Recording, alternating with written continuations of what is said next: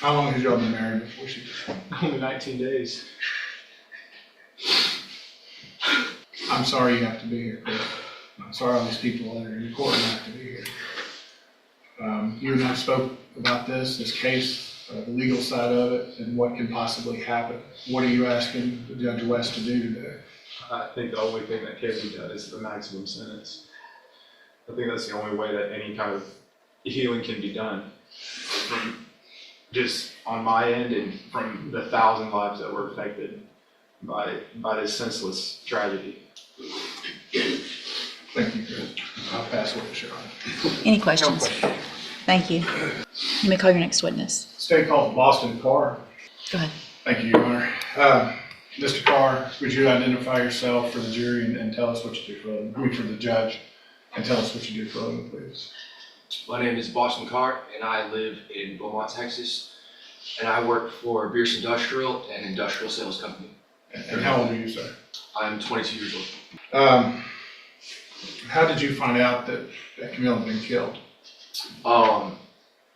I was asleep, and my dad busted into my room, and it was about 4:30, 5 o'clock in the morning, and I remember waking up, and he just said, "The girls got in an accident." My first thought was that they had to be okay. There was no way something like that could happen.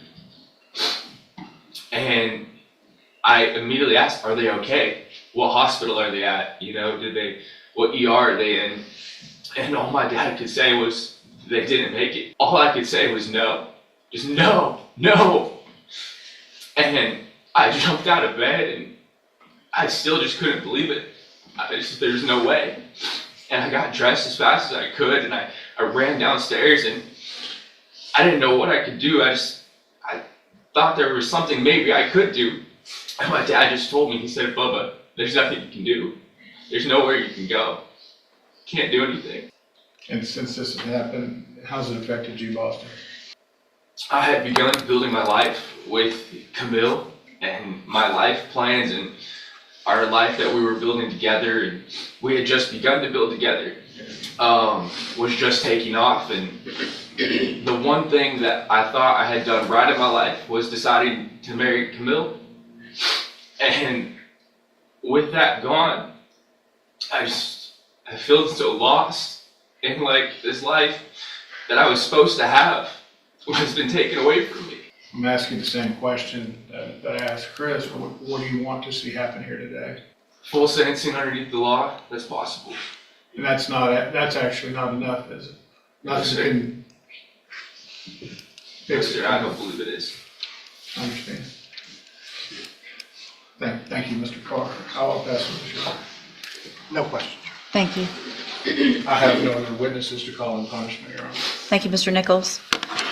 Mr. Young, do you have any witnesses? Yes, sir. We call Salvador Gomez. All right, Mr. Gomez, if you'll just get them close over here, please. Now, when we were preparing for the trial, you've never been convicted of a felony anywhere, correct? That is correct. So you technically qualify for probation. Are you asking this court for probation? No, sir, I'm not. I don't think it's appropriate. I'm taking full responsibility for my actions. And that's why I don't think it's appropriate for me to even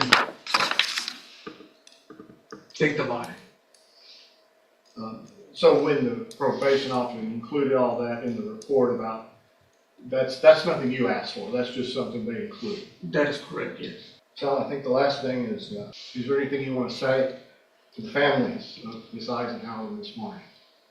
Yes, I will. To the Eisenhower family, to the Marty family, Mr. Stacks, Mr. Carr, there's nothing that I can say, nothing that I can do to bring your loved ones back. Ever. The remorse and the shamefulness that I feel about this is unthinkable. Nothing that has happened to me compares to the destruction that I've caused in your life. I've destroyed your life. And nothing that my injuries, that doesn't even compare. I can't even fathom what you all are going through. I really don't. And I've thought about this for over a year. And I just can't come up with a proper thing to say, but what I've said. I don't wish this upon even my worst enemies, because I know you all are hurting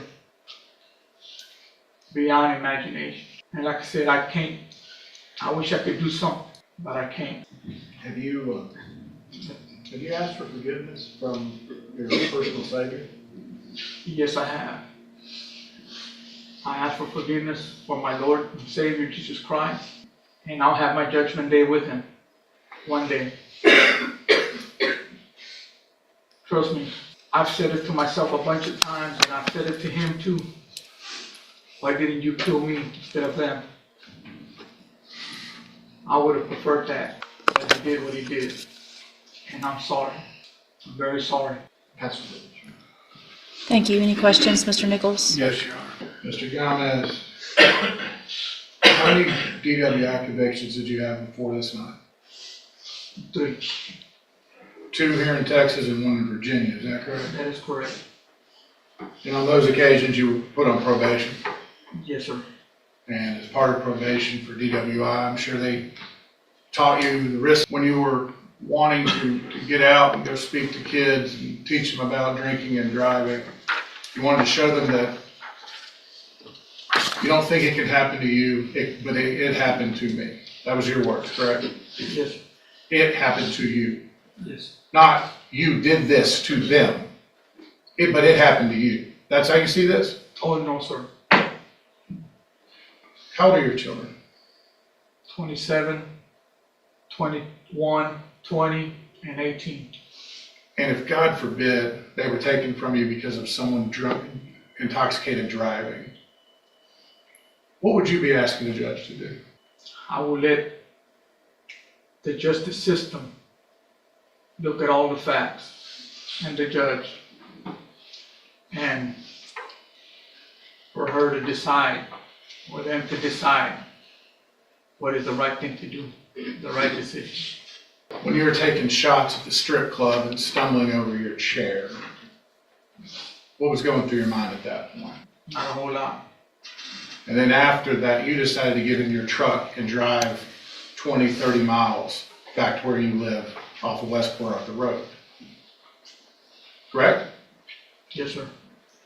And your evening started at the taqueria in Port Arthur, Yes, sir. where you drank 8, 9 beers between 5:30 and 9:30. Is that accurate?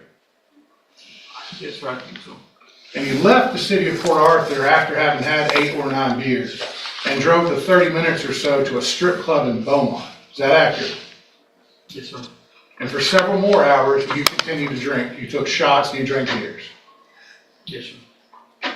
And then after about 12:30, 12:45 in the morning, you got in your truck to drive back to West Port Arthur Road.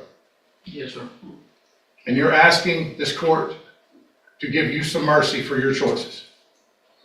Sir, I'm asking the court to review the facts.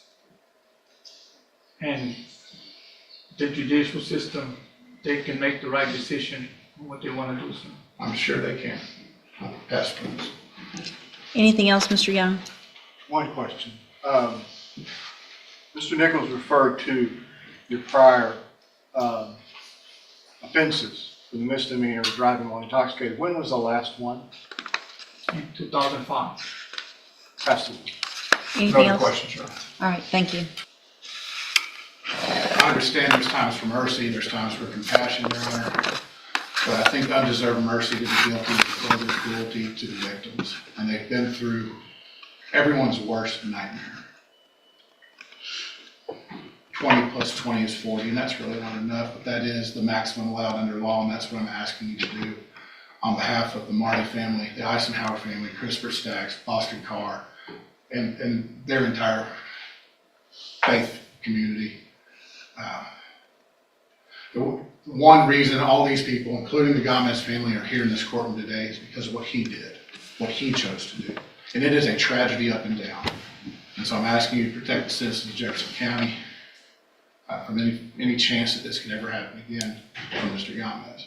Thank you, Your Honor. Thank you.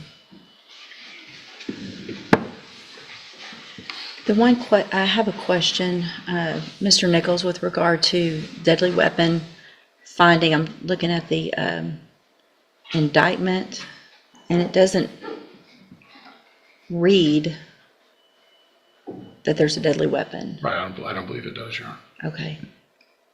And it's not something I looked into. Is that something I can still find if the indictment doesn't say it? Yeah, I don't have an answer for that. Okay. Do y'all know? If it's not, if it's not in the indictment? The court would have to find, it is permissible without a request, without it being included in the indictment. However, the court would have to point to specific evidence that it was used or intended to be used as a deadly weapon. Okay. And I would argue to the court that perhaps, I mean, if there had been other evidence, but there's really no evidence admitted upon which the court could make such a finding, so I would ask the court not to find that. But I will represent to the court as an officer of the court that it's not absolutely required that it be included. Okay. I really didn't think so. I just wanted to make sure. I would think I guess, Mr. Young, would you disagree with the information that is provided in the pre-sentence report that everyone has agreed that I review, that I could use that as far as, since I've taken judicial notice of that, the letters and everything else, that would be, would you have an objection for me, of me using that if I were in fact to make a finding of a deadly weapon? Your Honor, I think the court can consider all evidence before the court, and if there is evidence that the court can point to that says this supports the finding of deadly weapon, obviously we can't contest that. Okay. First, I really do want to thank everybody for being here. We don't have full courtrooms like this. These, just as both of the attorneys said, these are some of the most difficult cases that any judge has to deal with for many reasons, obviously. Mr. Gomez, had you been in, well, I'm not sure that it would matter, but had you been in here and this was your first DWI, there might be some sense of what your attorney was asking for me, which is true. I mean, I have to detach myself from the emotional part, which is, it's impossible, but it's required, and I do the best I can to do that. And there are things about you and your life in the past that are good. There are things that the 3 prior DWIs should have taught you. Your age, you're 52 now, 53 now. You know, it's the 3 DWIs previously, even though they're older, and your age, it's not the establishment's fault. Did they violate the law? Absolutely. You're a grown man. Grown man. Got into a vehicle, and you know from your history, you know from your age, you know probably from telling your own children not to drink and drive, and trying to probably instill that in them, and you did it, and you did this. So at this time, in cause number 24, DCCR 1651, I'm going to find you entered your plea of guilty freely and voluntarily, find sufficient evidence to find you guilty, and at this time find you guilty of intoxication manslaughter with a vehicle. I'm going to sentence you to a term of 20 years in the institutional division of the Texas Department of Corrections. There will be an affirmative finding of a deadly weapon. I am basing that on all of the information that's presented in both the pre-sentence report, the attached reports from the officers, in addition to the letters from Mr. Stacks, who unfortunately had to drive up and see this in person, from what they had to use to identify these 2 precious young lives. that